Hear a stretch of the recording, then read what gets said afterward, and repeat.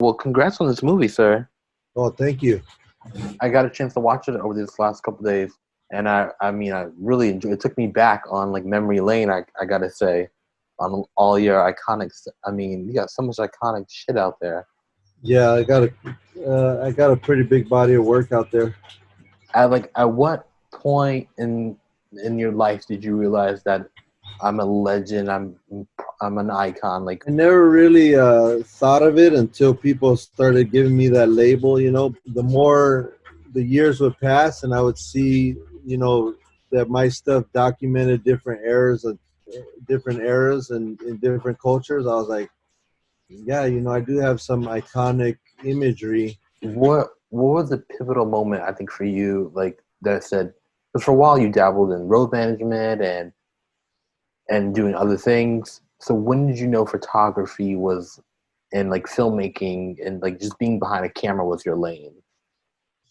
Um, I would say throughout from like 2000 2005, I was tour managing still Cypress Hill, but that's when it started taking off, and we started getting the big jobs and the good money jobs. So around 2005, the homies from Cypress weren't touring as much. They were kind of like burned out because we were just hitting the road all the time, and I didn't get paid unless I was out on tour. So when they told me, hey, we're not going to go on tour, we're going to take a break, I was like, well, shit, now what do I do? Because I don't get residuals from a record. So Right. I'm not on tour, I'm not getting no money. So I was like, hey, I'm just going to dive in head first into photography and directing videos, and that's what I did. And I never went back to touring with the band. The documentary, I guess it doesn't. I guess say I don't know from the based off the film, but how long does it span? I guess year wise, if we can clear that up, and then like what a combination of how much like new footage versus like footage you capture over the years. Like how did you chop it up? Some of the photos I'd say date back to 92, 93. Okay. And I didn't start filming stuff until around 97. Ah. So anything that's moving uh, was probably since 97, and then the stills go all the way back to 92, 93. So then, when putting the film together, how did you like? How did you lay it out? Like, what was your process for like? All right, we're gonna use this footage. Like, how did you lay the story? How did you lay the story out? Well, we had a writer. His name's Omar. He did like the basic like a story outline, and then my producer Brian and the editing team started putting together different ways to tell that story, and they would put in like chronological, and then they'd start to put it in sections, like this type of genre and that, and there was going to be one point there where there was going to be like a voiceover talking through it, navigating through it, and then we just went to with this last the last way we did it. They were just like, hey, let's just take another different kind of jab at it and see how that comes out, and that's the one that everybody's like, that's it, let's do this, let's run with this. So At what point in your life did you know you wanted to put the film out, or did you like always know? And uh, like, when did you know now was the time?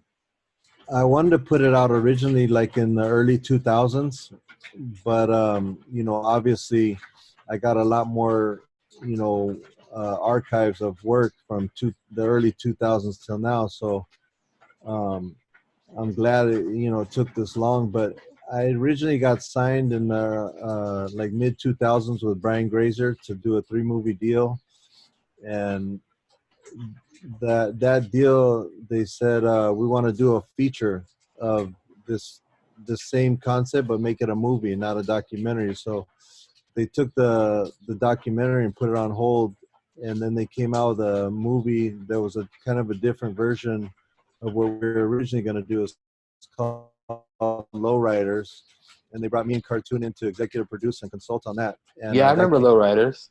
yeah, that came out in 2017, I believe. And after that came out, they gave us the doc rights back, and then I met Sebastian Ortega, that owns Underground Productions in Argentina, over here because he's like the only guy in Argentina to have a lowrider. He's all tatted up, and he's music exec. I mean, a movie exec. So when we met him, me and him clicked real good and got along great. And he was like, "Hey, man, whatever happened to the documentary you guys were doing?" And I was like, I just got the rights back now that you ask. And he's like, can I put it out with you? And I said, hell yeah, let's do it. So they flew me down to Argentina. I brought all the footage, and he gave it to his editing team, and we got Brian as a producer and Omar to write on it, and just took off from there.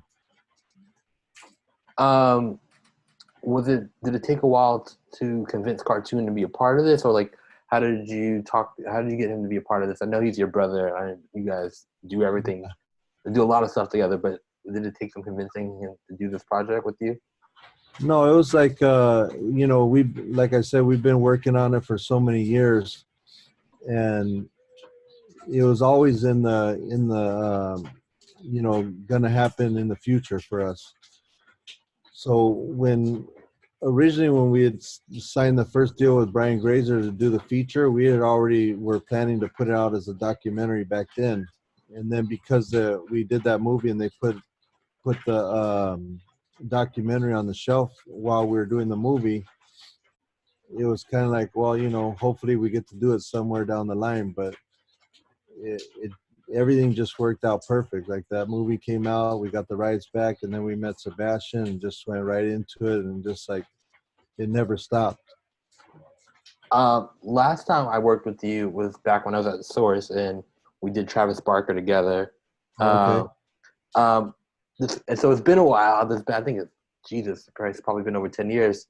How would you describe your photo process for young photographers, and how do you go about setting up your shoots and the Estevan process? Well, nowadays, people just hit me up like that I know, or they hit me up on Instagram. Like Instagram's my own like photo agency, my own magazine, my own, it's just like a one-stop shop kind of. And people hit me up and be like, hey, can I buy a print off you, or would you shoot, for my brand, or would you shoot my album cover? Or they just come at me for all different kinds of collaborations, and that's pretty much all that I use to get work, other than word of mouth through people that I know. And from there, it's just like back in the day, we set up a date and knock it out. And some people request, the film thing. They just want it to be shot on film. So I love when I get those requests. I just did an album cover for Young Pinch. He wanted it all shot on film, and I did another one for Little Mr. E from Fools Gone Wild, and they all wanted it on film. So I was like, yeah, this is, that's my thing. Now that you did this documentary, you did it really well. Do you see yourself going after, speaking of scripted, you want to dive into the scripted world and possibly start doing some scripted features?